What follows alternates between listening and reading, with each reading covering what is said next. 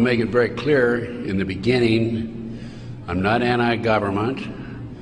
I don't believe in terrorism. And I want to make it especially clear that there are a lot of good people in the FBI and the CIA, naval intelligence, army intelligence, military intelligence, NSA. Unfortunately, there are a few key people in key positions who have made a difference, a big difference, in what's happening in America today. So, looking back, my personal experiences, I retired from the FBI March 1979. At that time, I was in charge of the FBI Los Angeles Division. I had more than 700 personnel under my command. The Attorney General of the United States, Griffin Bell, asked me after I retired if I'd coordinate security for the Pan American Games. I did. I was a consultant in the 1984 Los Angeles Olympics. I was a consultant for former Governor Jerry Brown, California Narcotic Authority. So I do have credentials. My first major, and credibility, believe me. Now, if you read the internet, you may not think so, because there are some heavy-duty FBI informants out there like Stu Webb and Barbara Hartwell, who are MK-Ultra mind control victims, CIA mind control victims, who are making all kinds of disparaging remarks about me. But I don't want to deal with those people, because if you read their material, you'll see that it's designed to discredit people like me, former State Senator John DeCamp, and other leaders who are trying our best to expose what's happening in America today, and actually around the world. Let's go back to 1776, May the 1st. Adam Weishaupt was commissioned by the Rothschild family to set up the goals to control and take over the world with a one-world government. Adam Weishaupt came up with 25 goals.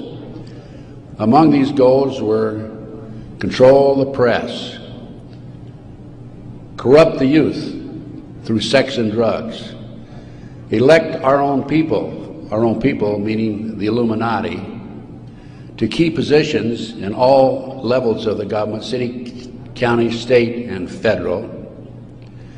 And it goes on. The final goal was to take over the world, the one world government.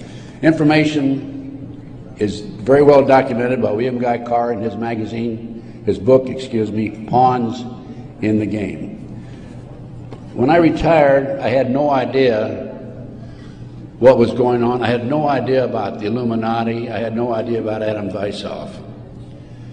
However, my first major investigation when I returned from Puerto Rico was a Dr. Jeffrey R. McDonald case. He's a former Green Beret doctor who was convicted of murdering his wife and 2 children at Fort Bragg, February 17, 1970. He'd been tried and convicted and sentenced to 3 consecutive life sentences. I was asked by the defense team to investigate the case because they claimed that Dr. McDonald was innocent. I said I would, but if I learned that he murdered his wife and 2 children, I would discontinue my investigation, no longer become involved. I want you to know I'm still working for Dr. McDonald. He is an innocent man. Now, once I became involved in the case, I had to read everything, and I learned that evidence was lost, evidence was stolen, evidence was altered. An FBI agent, Paul Stombaugh, lied before the grand jury. And most important of all, Colette, the wife, had skin where she had fought off the assailants under her fingernails. That skin was handed over to William F. Ivory, the chief investigator for the Army, and it has disappeared. 10 months into the case, October 25, 1980, I, through a series of circumstances, I don't have time to go into the details now, obtained a signed confession from one Helena Stokely. I had 3 sessions with her, 10 days each, total of 30 days.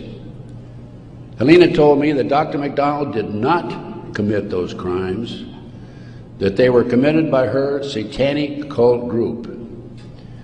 And I said to myself, what's this all about? I don't know anything about Satanism. I read about it in the Bible, of course, and that's about it. But as I delved into the case, I learned that drugs from Southeast Asia were being flown into the United States to various military bases in plastic bags in the bodies of the dead GIs. I further learned from Helena that her satanic cult group was involved in distributing these drugs up and down the East Coast. They were mad at Dr. McDonald because he was abusive to the cult members and the GIs who went to the civilian hospital where he was moonlighting for relief of some sort. So they went in and attacked him that night. There were a total of 7 involved in the crime. She named them all for me. Right now, today, I know where some of them are located.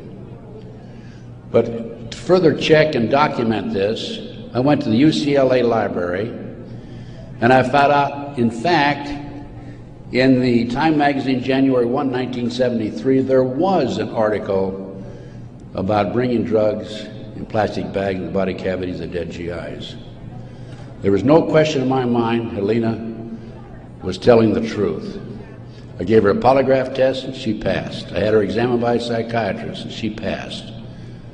And as a matter of fact, the government themselves had given her a polygraph examination early in their investigation before I entered the case. And Byzantine, the Army polygraph operator, said that she thought that she was telling the truth. She thought she was there that night. Now, the most recent series of events in the McDonald case, now I'm telling you a little bit about the McDonald case because that's what woke me up as to what was going on. It was after that I started researching and went back and found out about the Illuminati. Illuminati/Satanism. It was after that I learned considerable more about what was going on. And the most recent information, Dr. McDonald, who's been in the penitentiary for some 25 or 26 years now, appeared before a parole board just 2 days ago, his first that he's ever appeared before a parole board. And the reason he had never appeared before is because, in his opinion, had he appeared before, it would be an admission of guilt. In this particular instance, he still claimed he was innocent, but he did appear before the board because he's a newlywed individual with a woman named Kathy. And of course, if you read the papers in the last 2 days, his parole was turned down, and the parole board made him eligible for another hearing in 15 years.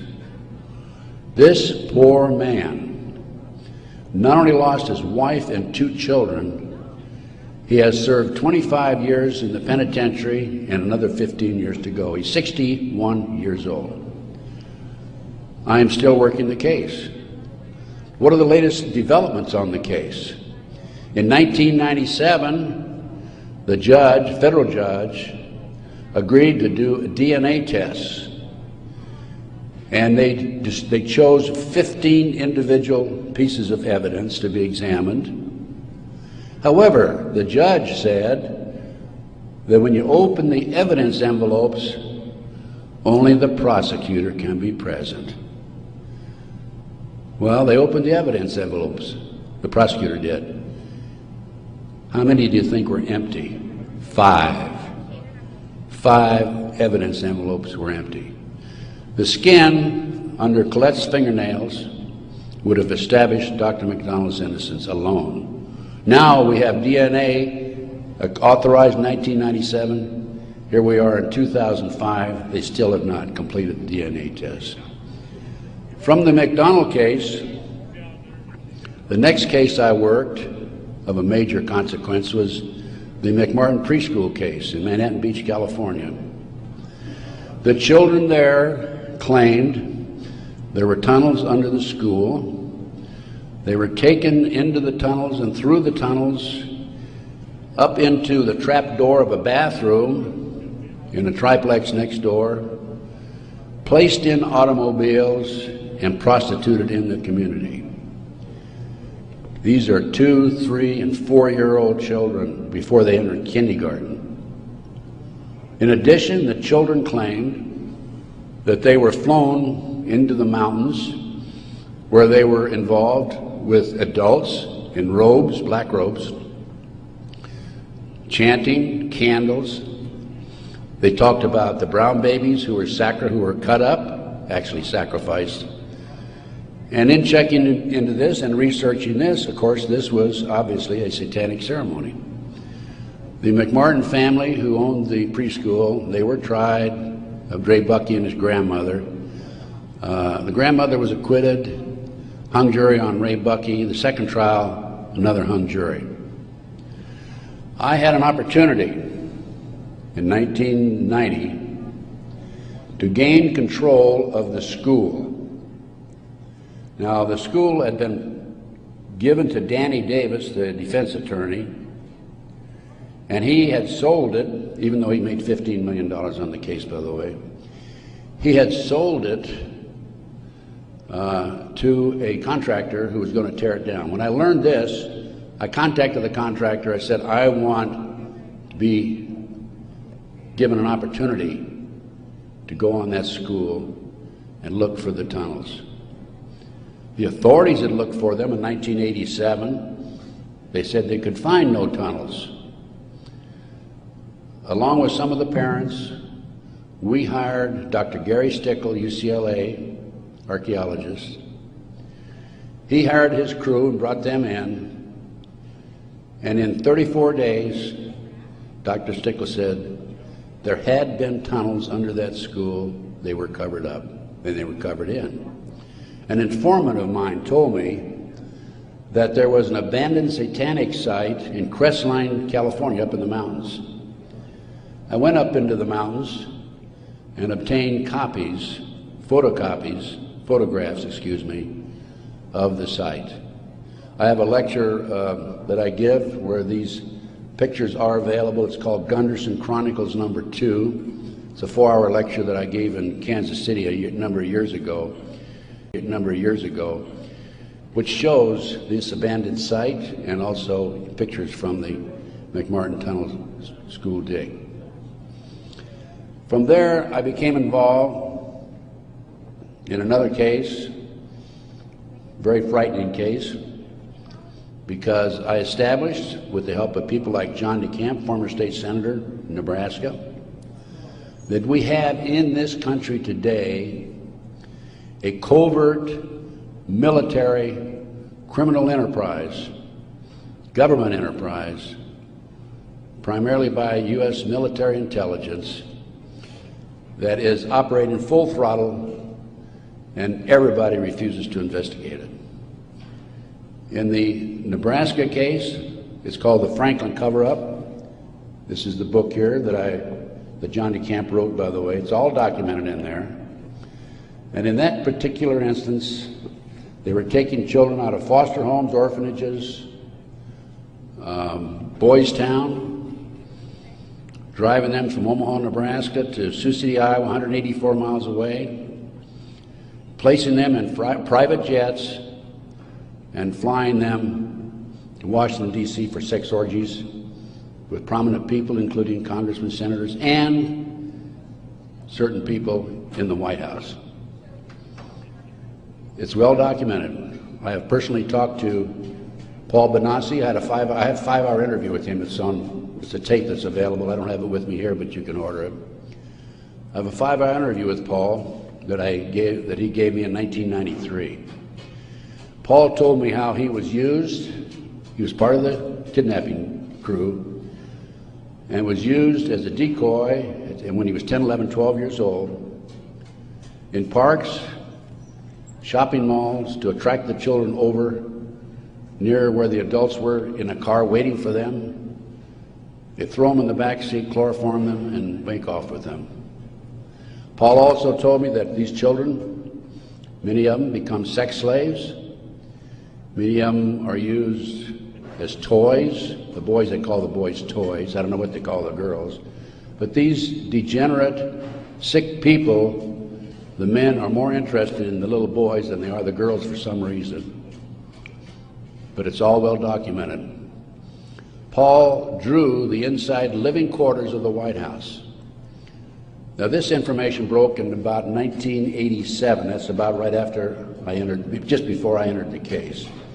I replaced a fellow named Gary Caradori, who was the investigator for a Nebraska Senate committee. Gary met the official photographer of the group, who had split from the group, defected, and agreed to take the pictures that this official photographer gave him, and they met in Chicago, agreed to take the pictures back to the committee. He flew out of Chicago in his private plane, a short distance out of Chicago. The plane exploded in midair, and his briefcase has never been found. He and his 11-year-old boy died. His briefcase has never been found. The rear seat of the airplane has never been found. I made every attempt possible to obtain possession of or control of that plane, because I wanted to examine it for bomb chemicals, particularly the back seat. It's no longer available. Nobody knows what happened to it. Gary Caradori was a civilian, yet it was taken to a military base for examination. A deputy sheriff was the first one on the scene. He saw the pictures. He started picking up the pictures. An FBI agent came along, took the pictures away from him, told him to keep his mouth shut. He started talking to a few people. A year later, his wife was murdered. He's no longer talking. This international child kidnapping ring, I later learned, was out of Washington, D.C. It was very active, and the organization is known as the Finders. And I have a report on the Finders back there. Everything I'm telling you is documented, by the way. The Finders has been established and operating throughout the 1960s up to the present time. It was exposed in 1987. They moved their operation to Wichita, Kansas, and they're operating right today in Wichita, Kansas. I have taken my report to the FBI a half a dozen times, demanded an investigation, and I have yet to be interviewed. So we have the Finders, we have the Franklin cover-up, which documents what I'm telling you. We have the pawns in the game. Pawns in the game is the Illuminati. This is the Illuminati/satanic movement in this country today. And the last thing I'm going to mention in the way of a book is why Johnny can't come home. Johnny Gosch was, September the 5th, 1982, a newspaper boy on a Sunday, and he was about to deliver his newspapers in West Des Moines, Iowa. He never delivered any newspapers. He disappeared. The mother, Noreen Gosch, was dumbfounded, didn't know what happened, demanded an investigation of the FBI and by the West Des Moines Police Department. The chief of police in West Des Moines said to her, even though he's disappeared, we do not have any witnesses who saw him being grabbed and placed in a car or being taken control of. So we're not going to investigate it. The FBI used the same premise. They refused to investigate it. Now, I've been involved in kidnappings in the FBI, and I can tell you that it's automatic within 24 hours, at the end of 24 hours, that we had to go in my day, this was back in the 50s, 60s, and 70s, we had to go in and start investigating the case after they've disappeared for 24 hours. Today, as I stand here and you sit there, The children are disappearing in this country at the rate of 83 per hour. That's over 700,000 children a year. Now, I can go back to July 1982. The Reader's Digest claimed there were 100,000 children disappearing every year. There's another statistic that I find very interesting, and that is that it is estimated 2,500 children are kidnapped and murdered in this country every year. That's an unbelievable figure. Yet, the FBI refuses to investigate it. Now, after the Nebraska case, and part of the Nebraska case, most recently, we have a young man named Jeff Gannon, who has appeared in the White House using a fraudulent press pass. This has happened within the last month. Certain people in the White House were questioning him and were suspicious of him because when he would engage in a press conference with the president, President Bush, he was asking what they called soft questions. Soft questions meaning the president would have an answer for them, he'd look good. Somebody started checking into his background. They learned that he was actually an individual named Jim Guckert. This is all on the internet, by the way. And Guckert had a homosexual website. So Jeff Gannon is an alias of Jim Guckert. Now, his picture appeared in the internet, and he is believed to be Johnny Gosch, who was kidnapped September the 5, 1982. The mother, Noreen Gosch, who wrote this book, Why Johnny Can't Come Home, I have a 2-hour interview with her on video, available again if you want to check my order blank. She did not sit still for this. Can you imagine if the 83 mothers of children who disappear every hour would do what Noreen Gosch has done? We wouldn't have this problem today. She went to the FBI, demanded an investigation. They refused to investigate. The police refused to investigate because the case tied into the Franklin cover-up. Some of our top politicians in the country, leading businessmen. Harold Anderson is identified by the children, past publisher of the Omaha World Herald. The head of the Nebraska Forestry Service was identified by these children. There are 80 children came forward in this Nebraska case. And it goes, as I said, right up to the White House. In 1987, according to Paul Benassi, he was furnishing toys, or little boys, young boys, to the sick people, certain sick individuals in the White House itself. I have the names of some of these people. No need to mention it here. Some of them are mentioned in the Franklin cover-up. But it does appear that Jeff Gannon is, in fact, Johnny Gosch. Noreen Gosch, the mother, has looked at the pictures. She believes it's Johnny Gosch because he has a scar on his right cheek about the size of a nickel. It's white. Gannon has a scar there also.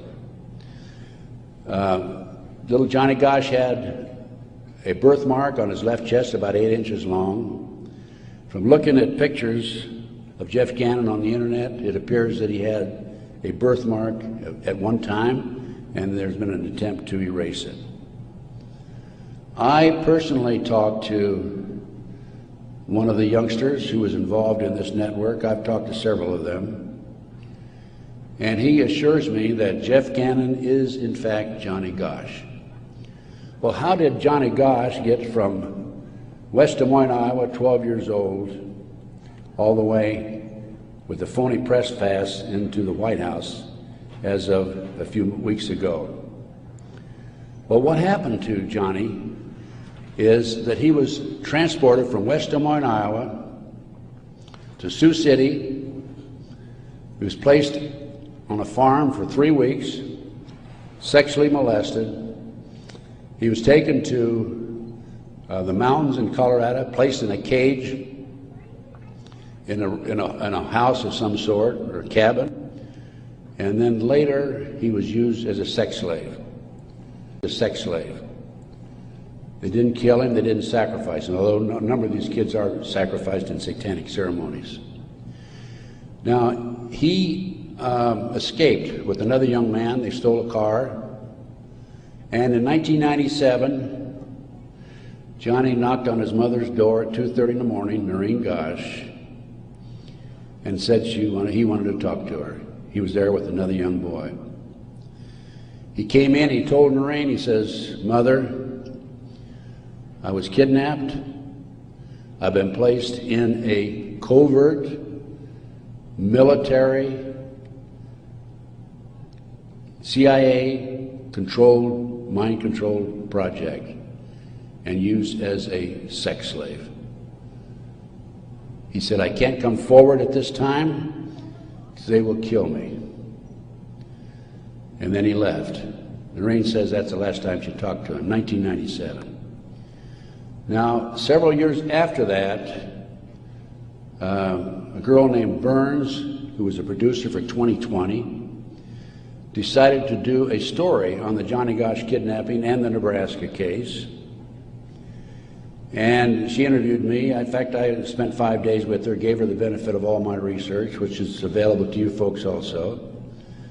And then she got a lead that Johnny was hiding out on an Indian reservation in northern Minnesota. She went there and flushed him out, and he basically went into hiding, and now he shows up at the White House. He was a mind control victim. If you don't know anything about MKUltra mind control program, it came into this country through the German scientists after World War II. They were involved with the Nazis during the war and prior to World War II in developing robots and individuals to be used on command for anything that they wished, including assassinations and other nefarious activity. The MKUltra program, CIA mind control program, was investigated by Congress in 1987. Congress said, CIA, you got to quit doing that. You're bad boys. And they said, we will quit. Don't kid yourself. It's very active today. There are people like Barbara Hartwell out there who are mind control victims. She's another one who's been bashing me. I must be doing a pretty good job because I wouldn't have these people criticizing me on the internet like they do. And of course, it doesn't bother me in the least. But going back to the Nebraska case and MKUltra, a lot of this training took place at Offutt Air Force Base in Omaha, Nebraska, which was Strategic Air Command headquarters. You recall after 9/11, the president flew to, I think it was the south, someplace in Louisiana or New Orleans, and then he flew to Offutt Air Force Base in the afternoon of September the 11th, 2001, and they had a party there that morning at 9:30 in the morning. He missed the party. He was sorry he missed the party. Warren Buffett was there, by the way. And the MKUltra program has been very actively administered, not only at Offutt Air Force Base, at Fort Bragg, North Carolina, the place where Dr. McDonald's family was slaughtered in 1970. Now, the Nebraska case, I don't want to leave that without telling you that in the early 1990s, Yorkshire TV came to the United States with a camera crew for 7 months to do a documentary on it. They went back to England, produced the documentary, and they brought it over into the United States. It was listed in the TV guide to be aired on May the 3rd, 1994. When certain members of Congress found out about it, they threatened the cable industry with restrictive legislation Somebody anonymously bought up the rights to the videotape or the documentary and ordered all copies destroyed. I just happen to have a bootleg copy of that documentary, and it is available. I have been selling these and these books and getting this report out of mine to anybody that's interested in it. And by the way, I have a 5-package deal for you at about a 15% discount, 15 to 20% discount if you buy all 5 items. So about 6 months ago, as any good investigator would do, I said, I'm going to get a copy of that TV guide. I didn't have a copy. John DeCamp had one at one time, couldn't find it. That's typical of John, by the way. Good friend, great guy. And so I said, I'm going to get my own copy. So I wrote to TV Guide people, and I received a copy of the TV Guide for May 3rd, 1994. 10 p.m. Discovery Channel. It's not listed. A nature show is listed instead on the new reprinted edition. I'm not going to be outfoxed by these people. I went to the Los Angeles Times TV log. It's listed, Conspiracy of Silence. I called a friend of mine in Philadelphia, and I said, check the TV log for the Philadelphia Inquirer. Conspiracy of Silence is listed in the Philadelphia Inquirer. The power of the press. They changed and reprinted the whole TV guide. It never has been shown publicly in the United States, and I doubt if it ever will be shown publicly. But as I said, it is available to you. Now, that's not the end of the story for me, because I am continuously probing, continuously working, continuously talking to various sources and putting it on paper and documenting and getting the word out. This is the direction that we have to go. Americans, for the most part, are oblivious to what's really going on behind the scenes. One of the things that, in addition to the McDonald case, that got me thinking was the Jack Kennedy assassination. So I checked into that, and by the way, I used to be in charge of the FBI in Dallas, and also I was in charge in Los Angeles after Dallas. So in checking into the Jack Kennedy assassination, I learned, no question about it, that it was a joint hit by the CIA and the Chicago mob. Sam Giancana, head of the La Cosa Nostra in Chicago, 3 days before he was to testify before Congress, was shot and killed, murdered. This encouraged me to do some more checking into some of these national terrorist acts that have taken place and other cover-ups in the United States. I interviewed the naval intelligence officer who on December 4th, 1941, received information that the Japanese were going to bomb Pearl Harbor. We had broken the secret code of the Japanese. He told me personally, on December the 4th, he gave it to his superiors. They passed it up the line. After Pearl Harbor, he was subpoenaed to testify before Congress. His boss called him in and said, don't worry about it, don't respond to the subpoena. Someday you'll know why. He never did testify before Congress.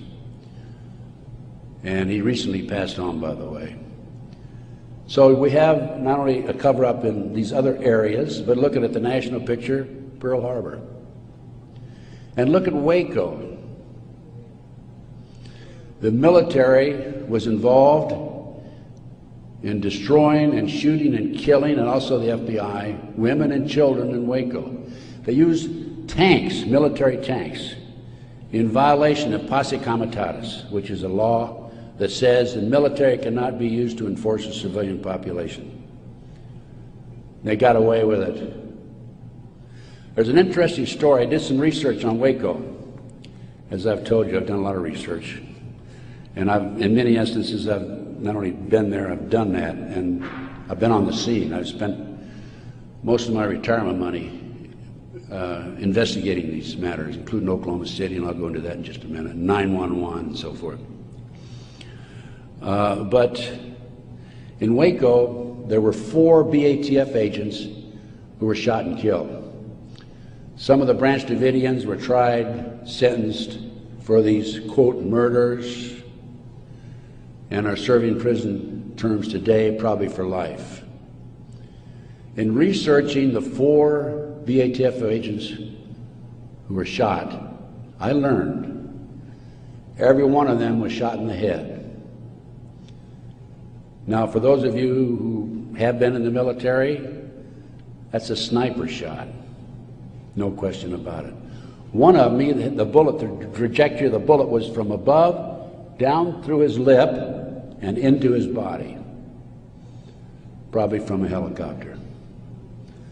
It's interesting to note that these 4 men, BATF agents, at one time were all bodyguards for former President Bill Clinton. That was Waco. Ruby Ridge. Randy Weaver was set up by a BATF, Bureau of Alcohol, Tobacco, and Firearms, informant. He bought a shotgun that was about a 1/4 of an inch too short by law. They arrested him and served him with a warrant. He refused to appear before the courts, and they sent an army after him. Horiuchi, the FBI sharpshooter, shot and killed his wife while she was standing in the doorway. He used to brag about it, what a great shot he was. Another instance where they tried to railroad a good, loyal American who fell in a trap. And then we have the 1993, continuing with the great conspiracy. I call this a great conspiracy, and that's what it is. Car bombing of the World Trade Center.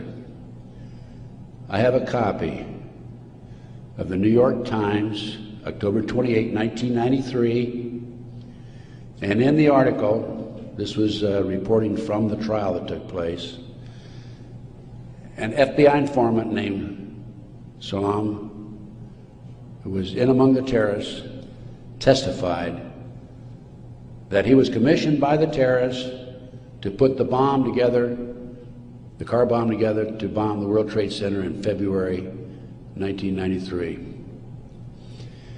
And fortunately for him, when he met with the terrorists, he wore a body mic, so he could record every word that was said.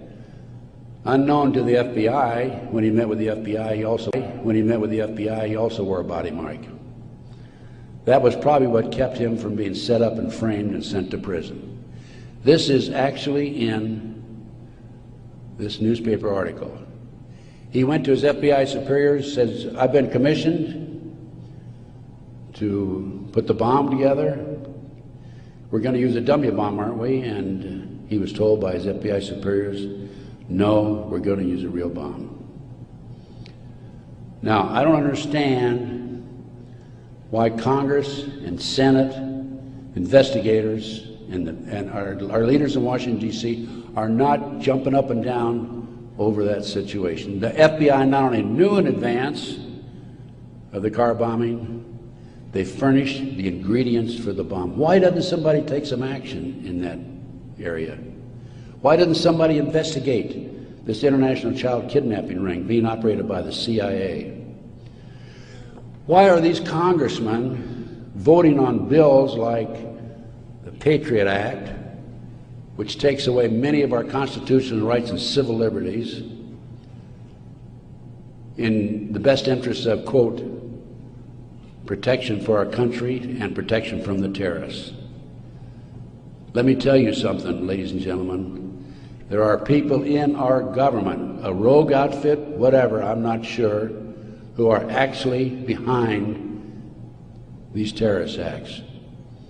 And the reason they're behind the terrorist acts is so they can pass bills like the Patriot Act And the reason the congressmen and the senators vote for these stupid bills, stupid by our terms and our definition, is because many of them have been set up and framed through sex and drugs. So then we have Oklahoma City, 1995. I personally made 2 trips to Oklahoma City. I investigated Oklahoma City. Because of my report, the defense attorney for Timothy McVeigh sent 2 of his investigators to interview me. I spent 4 hours with them. Actually, I got a lot of information out of them. For example, they told me that they were allowed to tour the remains of the Murrah building in Oklahoma City in the presence of a U.S. Marshal, but they were not allowed under any circumstances to take soil samples or to pick up any evidence for examination. Stephen Jones was their attorney. I heard that they were going to tear down the building. Now, you can trace bombs through what they call the taggants, the chemicals. When I heard this, I called John DeCamp. I said, John, we've got to prevent that building from coming down. And I actually called an outfit in Chicago, the Pat Kennedy Group, who were specialists in examining evidence of this type. And John called McVeigh's attorney, Jones, and because John had a client he was representing who was involved in the case, Jones said, I'll handle the paper, we'll have a hearing, we will prevent that building from coming down. The next thing we heard, the building was coming down. John called Jones, what's going on? And he had no good answer for it. That was evidence. I've been at many a crime scene, and it is critical that the evidence be preserved. That was a huge cover-up. McVeigh wrote a letter to his sister. McVeigh was in Special Forces. The government says, military says, oh no, he flunked out. He didn't flunk out. He was recruited out of Special Forces, according to him, a letter he wrote to his sister, to be trained to be a CIA assassin and also to work for the CIA international drug operation, both against the competition and for the CIA pro-drug people. McVeigh was, in my opinion, an MK-Ultra mind control victim. He was visited in prison in Oklahoma and in Colorado by Dr. Jolly West. This was secret, by the way. I happened to find out because I made some phone calls to the right people. Jolly West was one of the foremost leaders, along with Sidney Gottlieb, in the CIA's MK-Ultra mind control operation. Why would somebody like Jolly West go interview McVeigh, not only in Oklahoma but also in Colorado during the trial? Because he was a mind control victim himself. At one time, it was reported, I think in the U.S. News and World Report, that McVeigh had a microchip in his buttocks. Our military reportedly have been using microchips to keep track of their soldiers. The bomb in the truck allegedly was a fertilizer bomb. The government first announced that it was a 1,500-pound bomb and then a 2,500-pound bomb, and I think it ended up being 4,800 pounds. That bomb that was in the truck destroyed half the building. A 4,800-pound fertilizer bomb, ammonia nitrate fertilizer bomb, dissipates and did not have the potential, the possibility of destroying that much of the building. After the Oklahoma City bomb went off, I had a call from a friend of mine, Michael Riconosciuto. For those of you who are making notes, look up in the internet, R-I-C-O-N-O-S-C-I-U-T-O. Michael Riconosciuto. I've been working with Michael since the early 1980s, 82 is when I first met him. He was a CIA agent, operative for some 2 decades. He was also an FBI informant at one time. His father owned the Hercules Manufacturing in Silicon Valley, California. Hercules Manufacturing developed what is known as the electro-hydrodynamic gaseous fuel device, which is a highly classified bomb. The bomb was actually manufactured by Dyna Nobel out of Salt Lake City. Now, Michael, in the meantime, is in jail now, right today. In fact, I talked to him yesterday because he started to talk before the Brooks Committee about a very interesting case involving the Promise software. The Promise software was in a computer operation that developed all kinds of intelligence information on you and I and every citizen in America. The Department of Justice leased it for 2 years. At the end of 2 years, they refused to pay Bill and Nancy Hamilton the $10 million they owed them. Then the Department of Justice, through Earl Bryant, past president of United Press International, took that computer, sold it around the world. Sold it to the French, to the English, Israelis, the Canadians. Unknown to these foreign countries, the officials in these foreign countries, there was a trap door in the computer. Very clever, huh? A trap door secretly allowed us, the U.S. government, to retrieve all the information they developed.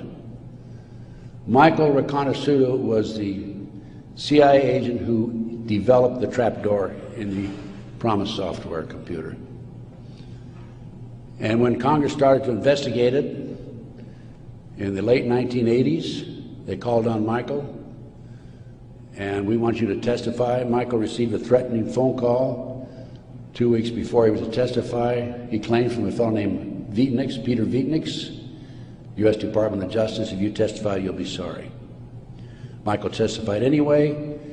A few weeks later, was arrested for drugs, is now serving a 30-year prison sentence because he dared to expose these nefarious activities by this rogue criminal enterprise operating within the confines of the U.S. government. I got off a little I gave you a little background on Michael. Going back to Oklahoma City now, I want you to understand who Michael is. He's not some guy walking down the street with a grocery basket looking for a recycling center, okay? He has credibility. Now, Michael called me right after the Oklahoma City bomb went off, and he said, Ted, he called from prison, by the way, that's my bomb, meaning that Hercules developed it. That was not an ammonium nitrate bomb. Now, when that bomb was tested in 1982, I happened to be with a group of intelligence agents in Palm Springs waiting for the results of that test. It was tested in Area 51. It was underestimated because the power, it was so powerful that 2 of the technicians died. They underestimated the strength of it. This, I'll call it a barometric bomb. This barometric bomb, according to Michael, was what was in the car, not a fertilizer bomb. I have an Oklahoma City report on that. So what did I do as an investigator? Well, I went to the Pickaninny Arsenal in New Jersey,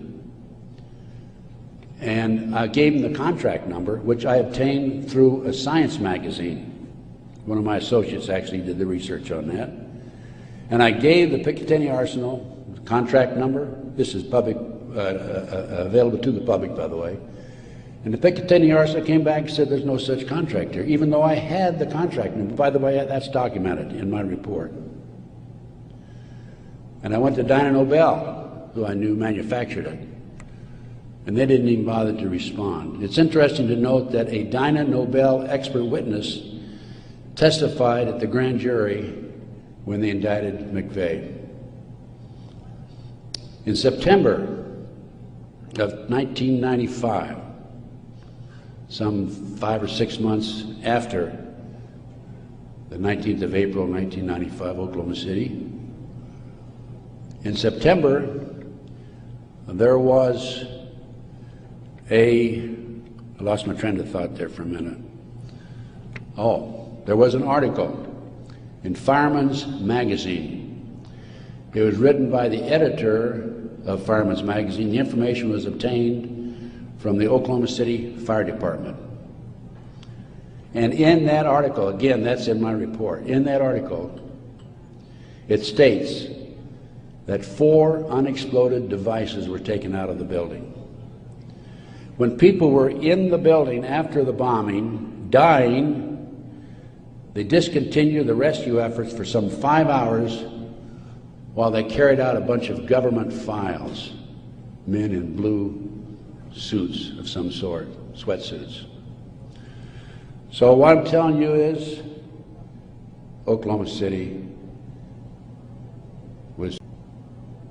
was perpetrated by certainly people other than McVeigh and Nichols, and now Roger Moore, if you read the paper recently, the gun dealer who claims that he was robbed of his guns in Arkansas and that money was used to finance the Oklahoma City bombing. Roger Moore has been accused by Terry Nichols of being involved in it.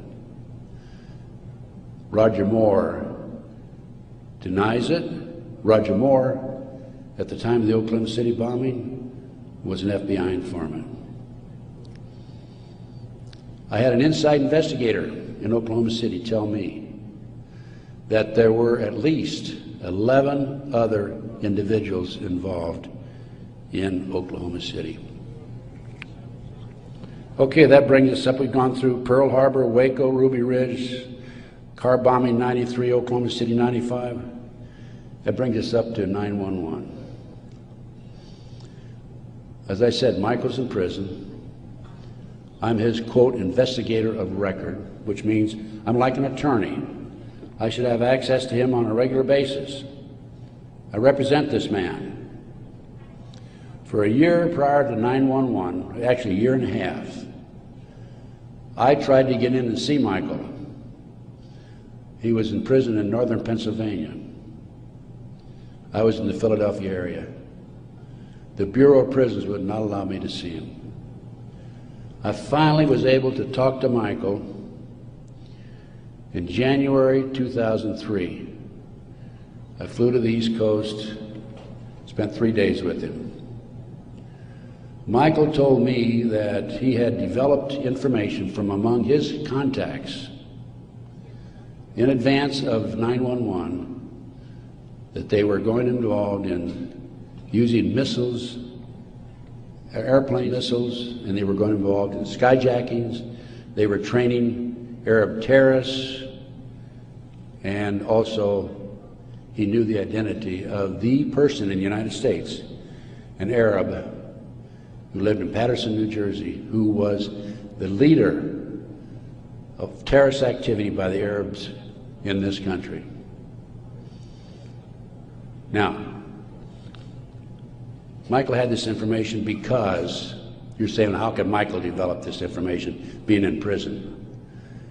Because I met with Osama bin Laden, along with Michael, and along with the State Department representative in the spring of 1986. At that time, I was contacted by a former top Ronnie Reagan official who said, can we help the Afghan rebels? They were our friends then. And I called Michael, I said, what do you think? And he said, let's meet. So there was a fourth fellow there. We didn't know at the time it was Osama bin Laden. Has actually used the name Tim Osman, traveling under Turkish passport. But because of Michael, I passed the ball to him. I just arranged for the meeting and went on. But Michael traveled all over the world putting this package together to furnish the Afghan rebels with the surface-to-air missiles that defeated the Soviets, really shot down their helicopters. As a result of this, Michael developed sources inside the Arab world. And that's how Michael knew in advance about 9/11. Michael told the FBI on March the 20th, 2001, about this plan to use skyjack airplanes and use them as missiles.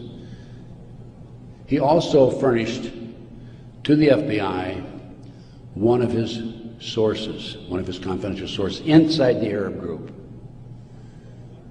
The FBI interviewed him, threatened him with prosecution, and deported him. That man, along with his family, have disappeared. We think that they're dead. The FBI refused, absolutely refused to look into this situation. More shocking is that Michael had the names of the people who were obtaining the false names of the people, the Arabs who were obtaining false passports. Had their names. He had the source who could furnish him that information. He told FBI agent Keith Kutry, March 20th, 2001, he told Kutry, he says, I'll give you these names, the name of this person who was coordinating the whole project for the Arabs, providing I be given immunity and he be given immunity.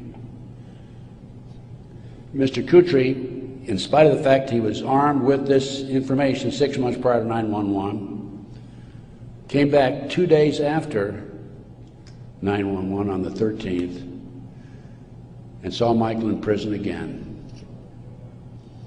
He accused Michael of being anti-government, anti-FBI, being a publicity seeker, and so forth, being disloyal. And so Michael, of course, didn't have much to say after that. Michael's still in prison, as I said. But we had this information, the FBI had this information, did nothing with it. Kutry admitted on September the 13th, admitted that the FBI did nothing with it. So after I visited Michael, 2003, I felt it was important that I confirm that the FBI did meet with him. The Bureau of Prisons would not furnish Michael with the visitors list to confirm it. And so I started writing letters to the FBI through Senator George Allen. Oh, thank you. Thank you. And to confirm that he did in fact meet with them, I wanted to document it. I also asked for the identity of the other agent who was with Agent Kutry, and I had a terrible time. It took me a year and a half writing letters to the FBI to get them to admit that they'd interviewed Michael on March the 20th, 2001. I finally did have that information. That information is available again in one of my reports, my terrorism report that I have in the bag. So that basically brings me up to the present time. I think my time is up. But I feel compelled, as a former FBI agent, I had all this training, and I feel compelled to do everything I can to educate as many fellow Americans as I can as to what's going on behind the scenes. We have being operated and orchestrated primarily by U.S. military intelligence, covert criminal enterprise involving the FBI and the CIA, active in this country today. It's being covered up right from the beginning. They're using FBI informants to set up and frame people. By the way, they tried to frame me on a drug deal back in 1984. It didn't work. The girl that they used to try to frame me contacted me, said, I need to meet with you. We met. She told me the whole story. I took a signed statement from her. Her name is Pam Fawcett. And I said to Pam, Pam, you're working for these people, the DEA and the FBI, and Modesto, by the way. She was making phone calls to me. I said, you're working with these people trying to set me up. Why have you, and of course, in the phone calls, she kept saying, trying to get me to make admissions that had knowledge of a felony, and I wouldn't. I said, I don't have any knowledge of that, or was involved in a felony, actually. I said, Pam, look, you were working with these people for 6 months. They gave you $2,000. You had the run of the FBI office. You had your own coffee cup. Why did you come to me and tell me this now? And I'd helped her, give her a little advice about her 14-year-old son in the interim, you know, talking back and forth as any individual would do who might be able to help. And she said, "Ted, I woke up the other morning and I realized you're the only honest son of a bitch I've talked to in 6 months." Those were her exact words. The FBI not only tried to set me up on a drug deal, I've also been the victim of 4 separate investigations. They tried to set me up on a fraud case in Dallas. And most recently, very frankly, I've been under surveillance, heavy surveillance. I've had illegal entries into my car, into my apartment. There's been attempts to gas me within the last month, and I was able to anticipate it and avoid it. But they don't want people like me out telling the truth. And that's what I'm doing, and I will not stop. I will continue to do so in the future. So that's basically it. I brought you from 1776 to the present time. We went through one conspiracy after another. Brian Gimble was interviewing Jim Nichols, Terry Nichols' brother, on national TV after the Oklahoma City bombing, by the way. And I had given Jim Nichols my Oklahoma City bombing report. And Jim said to Brian Gumble, he says, "Have you read Ted Gunderson's Oklahoma City report?" And Gumble says, "Oh, Ted Gunderson's a conspiracy theorist." I want you to know I'm not a conspiracy theorist. I'm a conspiracy realist. It is there. All you have to do is get your own website, get your own internet, go out. There's a lot of disinformation out there, but you can pick out what's really solid and what's really truthful.